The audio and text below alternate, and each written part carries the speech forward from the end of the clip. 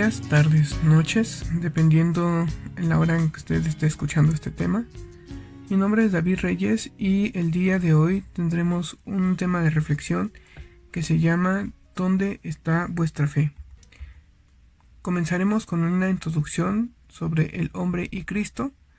En ella denotaremos la naturaleza del ser humano, una breve introducción, y también la palabra de Dios como regla de vida del creyente. Y terminaremos con el tema ¿Dónde está vuestra fe? Así que comencemos. El hombre, no en el sentido de varón, sino en el sentido de ser humano, sin referencia a su género, es creación de Dios, hecho a su imagen y semejanza. Esencialmente, el hombre es espíritu y habita un cuerpo físico. Esto lo hace semejante a Dios, pero al mismo tiempo denota la gran diferencia. El deterioro del cuerpo a causa del pecado nos lleva a un fin inevitable de la existencia de la vida terrenal, pero el alma tiene un destino diferente. A pesar de tener un inicio, su creación no muere, sino que es eterna. Además del alma, otra cosa que nos distingue del resto de la creación es tener una racionalidad y moralidad, es decir, el hombre es un ser que razona, ve el significado de las cosas y le da una coherencia. Siendo un ser moral, está consciente de su existencia y tiene un propósito. Al decir que el hombre es un ser espiritual y que tiene un cuerpo limitado o que ocupa un cuerpo, nos hace pensar en el tiempo limitado que tenemos de vida terrenal. A veces pensamos en los planes que tenemos en la escuela, el trabajo, con la familia, etc. Pero siendo el ser humano un ser espiritual, tendría que pensar más en su espiritualidad y menos en lo terrenal. Al final de cuentas, la vida terrenal es nada comparado con la vida espiritual que tenemos. En Santiago 4:14 dice: porque, ¿qué es vuestra vida? Ciertamente es neblina que se aparece por un poco de tiempo y luego se desvanece. Y en Salmo 144, versión Dios habla hoy, el hombre es como un suspiro, su vida pasa como una sombra. Esto nos hace pensar en la manera en la que debemos vivir nuestros días en la tierra. Ahora veremos la palabra como regla de vida. Si bien es cierto que en el mundo existen reglas y normas para poder vivir en armonía y convivencia, la máxima norma de un cristiano son las Escrituras, la palabra de Dios que Él mismo nos ha dejado claro, y las leyes humanas se han basado en estos principios para hacer las suyas propias, pero al final, en las Escrituras es donde encontramos que no hay error como en las demás, ni necesitan reformarse ni deformarse. En la Escritura nos enseña el camino a la santidad, y ese camino es Cristo. No hay otro camino para llegar a la santidad, y es que la santidad es la completa obediencia a Cristo. Dios nos pide ser santos por medio de Cristo y ser a su imagen y semejanza, imitando a Cristo en nuestra vida. Claro, existe la vida secular. Nuestra vida no es una vida secular, es una sola, fuera y dentro de la iglesia. Nuestra santidad no se limita a un espacio determinado ni a un tiempo limitado, sino que es 24/7 cada día del año.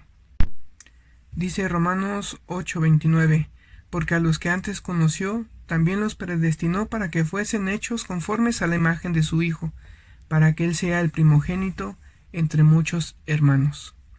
Dios nos adoptó como hijos suyos y nosotros respondemos a Dios, nuestro Padre, con una ingratitud despreciable al no obedecerle. Recordemos que Dios nos ha puesto como morada del Espíritu Santo.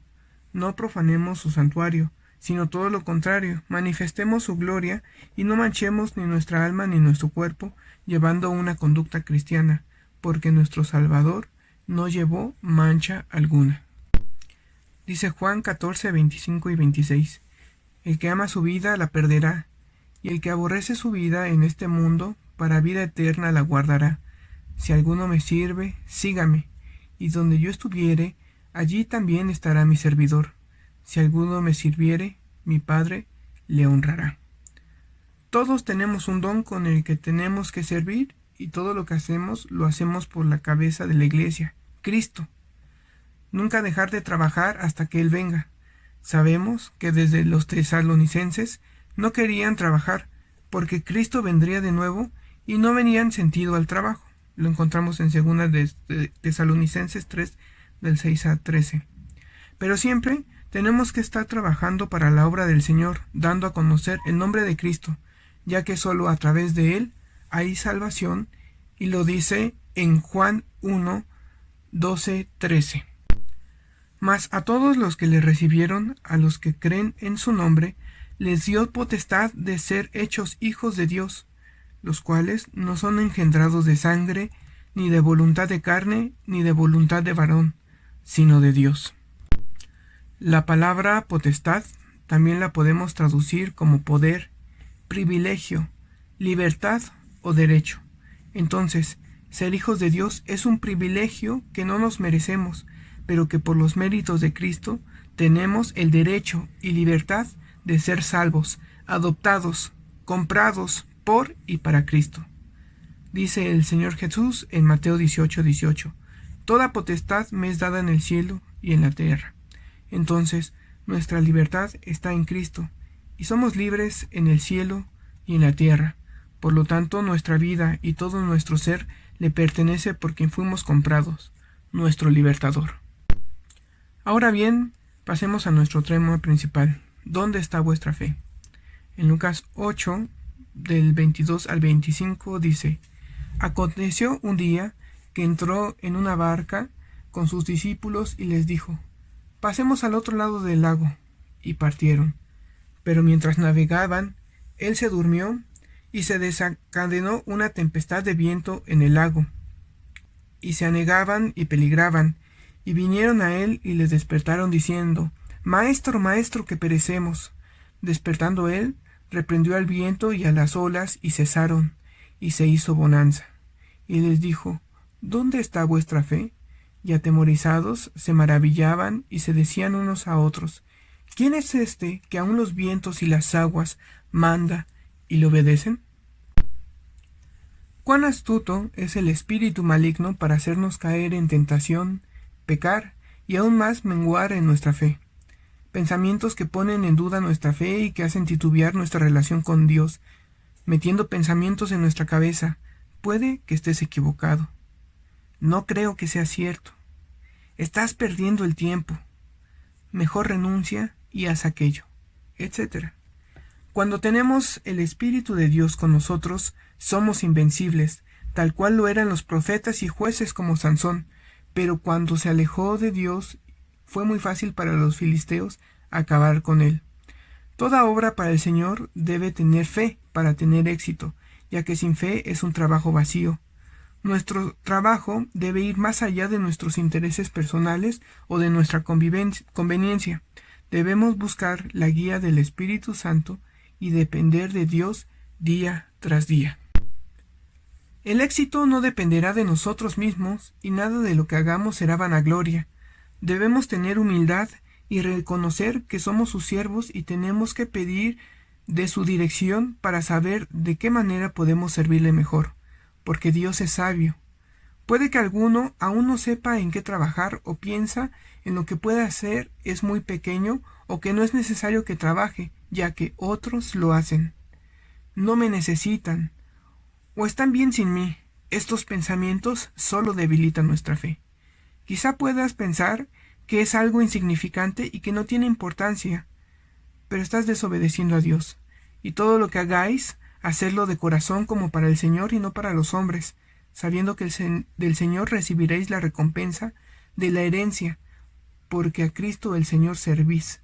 Proverbios 3, 24 y 25.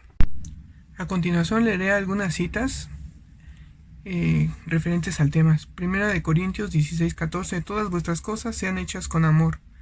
Salmo 90, 17. Sea la luz de Jehová nuestro Dios sobre nosotros, y la obra de nuestras manos confirma sobre nosotros. Sí, la obra de nuestras manos confirma. Segunda de Timoteo 2, 15. Procura con diligencia presentarte a Dios aprobado, como obrero que no tiene de qué avergonzarse, que usa bien la palabra de verdad. Hechos 20:24. Pero de ninguna cosa hago caso, ni estimo preciosa mi vida para mí mismo, con tal de que acabe mi carrera con gozo y el ministerio que recibí del Señor Jesús para dar testimonio del Evangelio de la gracia de Dios. Como ustedes notaron, me salté algunos versículos. Si ustedes gustan, pueden pausar el video para leerlos. La falta de fe merma la relación que tenemos con Cristo y la fractura. La fe es nuestra conexión con Cristo. Es por medio de la fe que su Espíritu trabaja en nosotros, pero con poca fe. Viene la incredulidad y no somos aptos para que trabaje en nosotros. Porque ¿cómo podría Dios bendecir a los incrédulos? ¿O acaso Dios se goza de las obras de los que no creen en Él? Sin duda, no puede ser. Recordemos, por sus frutos los conoceréis. El que no tiene frutos, o sea, el que no trabaja, poca fe tiene, y el Espíritu no trabaja en él. No podemos medio creer. En Lucas 17, 5, 6 dice, dijeron los apóstoles al Señor, aumentanos la fe. Entonces el Señor dijo, si tuvierais fe como un grano de mostaza, podrías decir a este sicómoro, desarráigate y plántate en el mar, y os obedecería. Para terminar tendremos un resumen muy breve de esta reflexión. Dice, el hombre es un ser religioso por naturaleza, creado a imagen y semejanza de Dios. Es apartado de y para, y debe vivir en santidad. Su guía y norma debe únicamente ser la palabra de Dios, donde le pide al nuevo hombre adoptado que sea santo como Dios lo es y siga los pasos de nuestro Señor Jesús. Le pide que tenga fe en sus promesas y que manifieste su fe con obras, no para salvación, porque es ya salvo y la salvación no desaparece, sino por gusto y obediencia, porque una fe sin obras es una fe vacía. También nos pide que sirvamos y que prediquemos su palabra a través de nuestros dones. Servir no es un don, pero todos debemos de servir y predicar su palabra a través de los dones que Él nos da. Y por último, terminaremos leyendo Santiago 2:14. ¿De qué sirve, hermanos míos, si alguno dice que tiene fe, pero no tiene obras? Les agradezco mucho. Que tengan un excelente día.